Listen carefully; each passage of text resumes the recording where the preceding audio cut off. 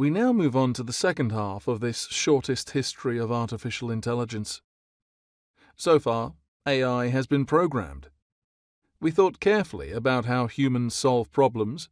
We considered, for example, how humans navigated, lesson number 1, searching for answers, played games, lesson number 2, making the best move, or became an expert in a narrow domain, lesson number 3, applying rules. And then we wrote AI programs to simulate these processes.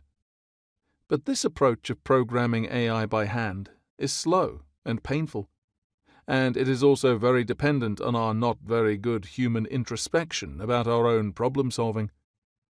Surely there must be a better way. Human intelligence again provides inspiration. We go to school to learn many of the intelligent things we do. We aren't born able to read, write, solve quadratic equations, or compose sonnets. Most of the intelligent things we do are things we learn to do. Could computers not also learn to do such things? It's an idea first put forward by Alan Turing in his 1950 paper, Computing Machinery and Intelligence.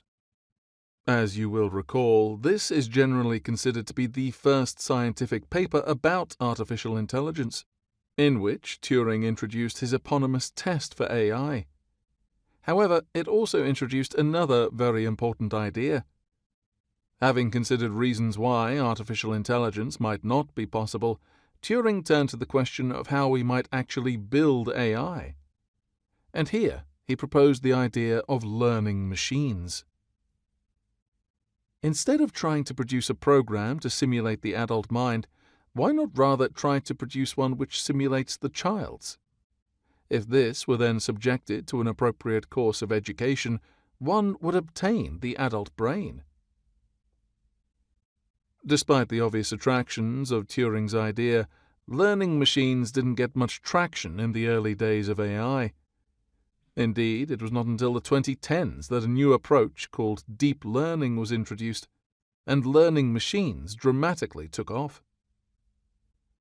Again, the overnight success of deep learning was more than 50 years in the making, and to understand this success, we must again go back to the Second World War and meet two colorful characters from the early history of AI.